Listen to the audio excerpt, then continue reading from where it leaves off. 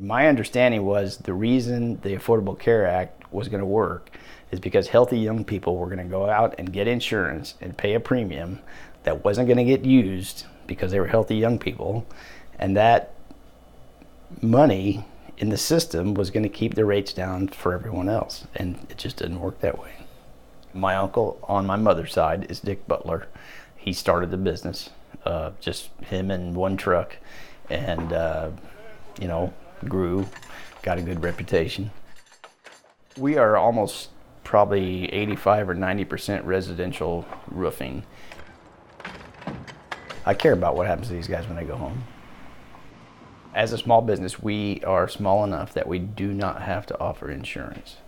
But we do have, at this time, one key employee, my foreman, and part of his employment package is that I reimburse him for his insurance. I'm a foreman here at Dick Butler Roofing. My name is Bill Ballman. When we first started reimbursing Bill for his insurance, we were under $400 for a long time. And now that it is in full swing, we're well over $700 a month. We can expense it out of the business, but we can only deduct up to $7,900, I believe. So it's better because it's now, going against my profits, but it's still a huge expense, especially compared to what it was before the Affordable Care Act.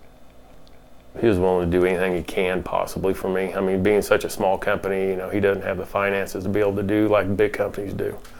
And that's one thing. He came to me. I didn't even ask for it. He came straight to me and said, "Hey, I'm going to pay your insurance," which was great, and because I couldn't afford it. I mean, it was just $730 some a month. If I wasn't paying for his insurance, I mean, he's an intelligent guy. He would know that he needs insurance.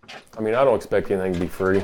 I mean, I really don't. And he'd probably say, "Look, I'm going to have to buy my own insurance. I either need a raise or I'm going to have to start looking for another job," because that's a huge part of your monthly take. I mean, for a lot of people, that's more than a week.